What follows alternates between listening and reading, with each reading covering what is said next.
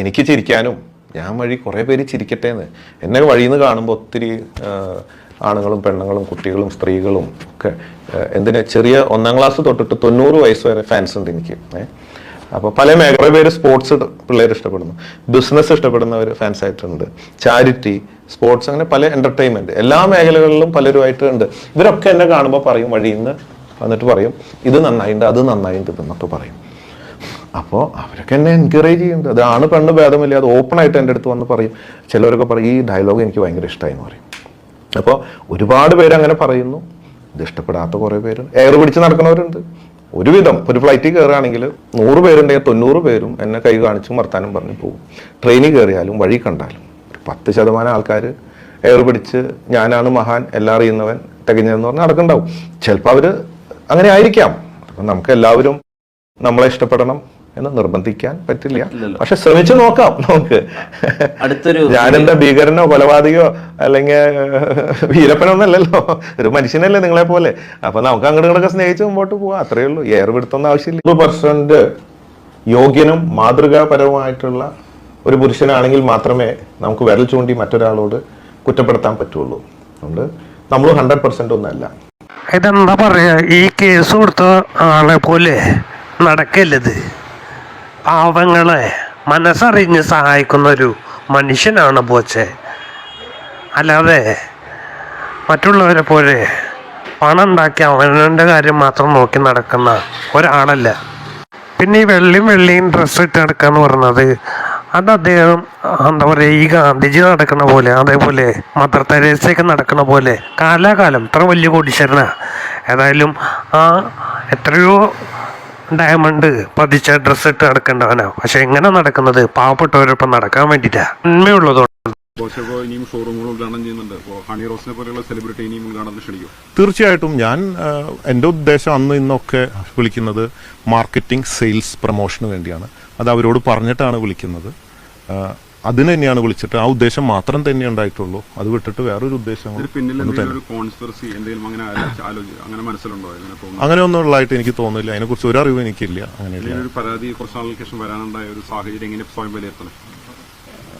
അറിയില്ല എനിക്ക് അതിനെക്കുറിച്ച്. ഇത് കോടതിയിൽ ഇരിക്കുന്ന കാര്യമായതുകൊണ്ട് നമുക്ക് അതിനെക്കുറിച്ചൊന്നും കൂടുതലായിട്ട് പറയാനില്ല. ഇല്ല, ബിസിനസ്സിനെ ബാധിച്ചിട്ടില്ല. ഇപ്പോഴാണ് കുറച്ച് നേരത്തെ വിളിച്ചപ്പോൾ ബിസിനസ്സുകളൊക്കെ നല്ല രീതിയിൽ നടക്കുന്നുണ്ട്, അതിനൊന്നും ബാധിച്ചിട്ടില്ല. നമ്മുടെ കസ്റ്റമേഴ്സും ഷെയർ ഹോൾഡേഴ്സും എല്ലാവരും വളരെ പോസിറ്റീവായിട്ട് നമ്മൾ സപ്പോർട്ട്, ആ വിശ്വാസത്തിൽ തന്നെ നിൽക്കുന്നുണ്ട്. ബോബി ചെമ്മണ്ണൂറും ഹണി റോസിന്റെ യുദ്ധം അത് ഏകദേശം കഴിഞ്ഞു എന്നാണ് വിചാരിച്ചിരുന്നത്. പക്ഷേ ഇത് ഇവിടം കൊണ്ടൊന്നും അവസാനിച്ചില്ല. കാരണം കഴിഞ്ഞ ദിവസം ഹണി റോസ് തന്റെ FB പോസ്റ്റിൽ ഒരു പോസ്റ്റ് ചെയ്തിട്ടുണ്ടായിരുന്നു. ഒരു വീഡിയോ ആണ് അപ്ലോഡ് ചെയ്തിട്ടുണ്ടായിരുന്നത്. അതായത് ഈ ഒരു പ്രശ്നങ്ങൾക്ക് ശേഷം ആദ്യമായിട്ട് ഹണി റോസ് ഒരു ഉദ്ഘാടനത്തിന് പോകുന്നു എന്ന് അറിയിച്ചു കൊണ്ടുള്ള ഒരു ചെറിയ വീഡിയോ ആണ് പുള്ളിക്കാരത്തി അപ്ലോഡ് ചെയ്തിരുന്നത്. അതിലെ ഏത് കടയുടെ ഉദ്ഘാടനമാണെന്നൊക്കെ അവർ പറയുന്നുണ്ട്. എനിക്ക് തോന്നുന്നു ഇത് ഇങ്ങനെ ഒരു വീഡിയോ ഇടുന്നത് ആദ്യമായിട്ടാകാനാണോ എന്നെനിക്ക് ഡൗട്ടുണ്ട്. കാരണം ഞാൻ ഇതുവരെയ്ക്കും അവരവരുടെ വീഡിയോ പോകുന്ന കടകളുടെ പ്രൊമോഷന് വേണ്ടിയിട്ട് ഇങ്ങനെയൊന്നും ചെയ്യാറുള്ളത് ഞാൻ കണ്ടിട്ടില്ല. ഇനി എൻ്റെ ശ്രദ്ധയിൽപ്പെടാത്തതാണോ എന്ന് എനിക്കറിയില്ല. പക്ഷെ ഞാൻ ഇത് അങ്ങനെ കണ്ടിട്ടില്ല. എന്തായാലും ഈ ഒരു വീഡിയോ പുള്ളിക്കാരത്തി ഇപ്പം അങ്ങനെ ചെയ്തിട്ടുണ്ടെങ്കിൽ അതിനും പിന്നിലും റീസൺ തന്നെ ഉണ്ടാകും. അത് നമുക്ക് എല്ലാവർക്കും അറിയാലോ. എന്തായാലും ഈ ഒരു വീഡിയോ അപ്ലോഡ് ചെയ്ത് നിമിഷങ്ങൾക്കകം തന്നെയാണ് ഈ ഹണി റോസിനെ 8ന്റെ പണി കിട്ടിയിരിക്കുന്നത്. പാലക്കാട് ജില്ലയിൽ ഒലവക്കോട് 20 വർഷമായി പ്രവർത്തിച്ചു കൊണ്ടിരിക്കുന്ന Anjali electronics furniture and mobiles നവീകരിച്ച ഷോറൂം ഈ വരുന്ന 20-ാം തീയതി കാലത്ത് 10 മണിക്ക് ഉദ്ഘാടനം ചെയ്യുന്നു. ഇതായിരുന്നു നമ്മുടെ ഹണി റോസ് പോസ്റ്റ് ചെയ്തിരുന്ന ഒരു വീഡിയോ സഹിതമാണ് പുള്ളിക്കാരത്തി പോസ്റ്റ് ചെയ്തിരുന്നത്. 6 ലക്ഷത്തിൽ പരം ആളുകൾ അത് കണ്ടിട്ടുണ്ട്. അതുപോലെ 4000 കമന്റ്സുകളാണ് വന്നിട്ടുള്ളതും. പിന്നെ ഒരു 9000-ത്തിന് അടുപ്പിച്ച് ലൈക്കും റിയാക്ഷനും അവരുടെ പല രീതിയിലുള്ള റിയാക്റ്റ് ആണ് വന്നിട്ടുള്ളത്. അപ്പം ഇതാണ് സംഭവം നടന്നിരിക്കുന്നത്. ഈ 4000 കമന്റ്സും പുള്ളിക്കാരത്തിക്ക് എതിരെ തന്നെയാണ്. അതിലെ കുറച്ച് കമന്റ്സുകൾ മാത്രമാണ് ഇത്തിരി സപ്പോർട്ട് ഉണ്ടെങ്കിലും ബാക്കി ഭൂരിപക്ഷം കമന്റുകളും ഹണി റോസിനെ വിമർശിച്ചുകൊണ്ടുള്ള കമന്റുകൾ തന്നെയാണ്. ലൈംഗിക അധിക്ഷേപവും ബോഡി ഷെയ്മിങ്ങും നടത്തിയെന്ന് നടി ഹണി റോസിന്റെ പരാതിയിൽ കഴിഞ്ഞ ദിവസം വ്യവസായി ബോബി ചെമ്മണ്ണൂർ അറസ്റ്റിലായിരുന്നല്ലോ. 5 ദിവസത്തോളം ജയിലിൽ കഴിഞ്ഞ ബോബി ചെമ്മണ്ണൂരിനെ ചൊവ്വാഴ്ചയാണ് ഹൈക്കോടതി ഉപാധികളോടെ ജാമ്യവും അനുവദിച്ചത്. ഈ സംഭവം കേരളത്തിൽ വലിയ രീതിയിൽ ചർച്ചയുമായിരുന്നു. സംഭവത്തിൽ ഹണി റോസിനെ പിന്തുണച്ച് നിരവധി പേര് വന്നിട്ടുണ്ടായിരുന്നുവെങ്കിലും അത് പിന്നീട് മാറുകയായിരുന്നു. എന്നാൽ ഹണി റോസിന്റെ വസ്ത്രധാരണത്തെ ചോദ്യം ചെയ്ത ബോബി ചെമ്മണ്ണൂരിനെ പിന്തുണച്ചും ചിലർ രംഗത്തും വന്നിരുന്നു.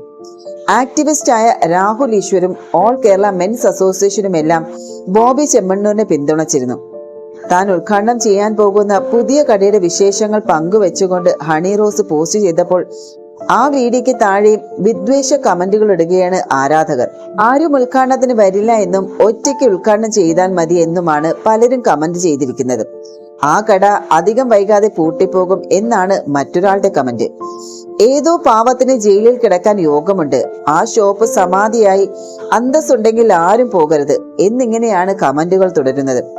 ആണത്തമുള്ള ഒരുത്തരും കാണില്ല നിന്റെ ഉദ്ഘാടനം കാണാൻ, അഥവാ ഉണ്ടെങ്കിൽ അത് കൂവാനായിരിക്കും. ആ കട 8 നിലയിൽ പൊട്ടട്ടെ എന്നും ആശംസിക്കുന്നു എന്നാണ് ഒരു പ്രൊഫൈലിൽ നിന്ന് വന്ന മറ്റൊരു കമന്റ്.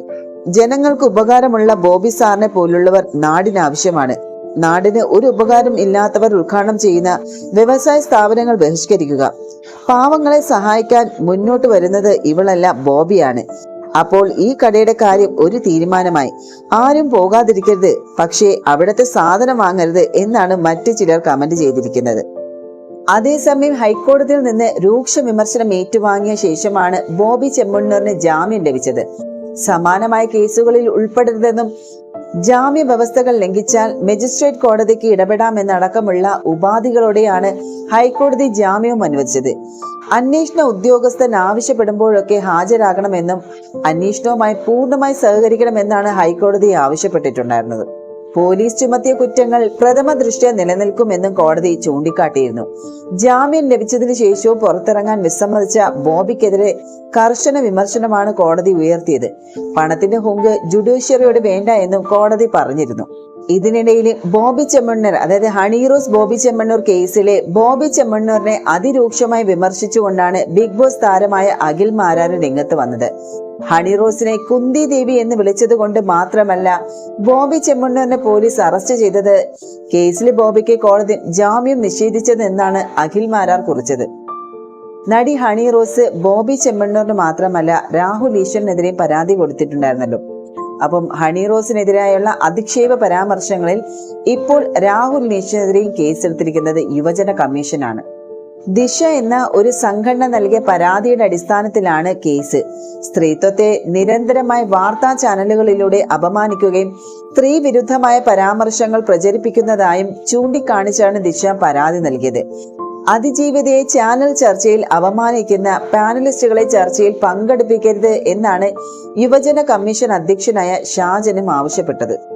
സാമൂഹ്യ മാധ്യമങ്ങളിലൂടെ അപകീർത്തിപ്പെടുത്തിയെന്ന് ചൂണ്ടിക്കാട്ടി നടി ഹണി റോസും നേരത്തെ രാഹുൽ ഈശ്വറിനെതിരെയും പരാതി നൽകിയിരുന്നു. അറസ്റ്റ് സാധ്യത മുന്നിൽ കണ്ട് രാഹുൽ കോടതിയിൽ മുൻകൂർ ജാമ്യം തേടുകയും ചെയ്തിരുന്നു. ഹണി റോസിന്റെ വസ്ത്രധാരണത്തിൽ ഉപദേശം നൽകുക മാത്രമാണ് താൻ ചെയ്തതെന്നും ഹണി റോസിനെ അധിക്ഷേപിച്ചിട്ടില്ല എന്നുമാണ് ജാമ്യാപേക്ഷയിൽ രാഹുൽ ഈശ്വറിന്റെ വാദം. ആർക്കെതിരെയും സൈബർ അധിക്ഷേപം പാടില്ല എന്നാണ് തന്റെ നിലപാടെന്നും മുൻകൂർ ജാമ്യാപേക്ഷയിൽ രാഹുൽ ഈശ്വറും പറഞ്ഞിരുന്നു. എന്നാൽ കോടതി ആ ഒരു ജാമ്യത്തിന് പരിഗണിച്ചില്ല. കാരണം ഈ ഒരു കേസ് ഇതുവരെ പോലീസ് എടുത്തിട്ടില്ല എന്നാണ് അറിയാൻ സാധിക്കുന്നത്.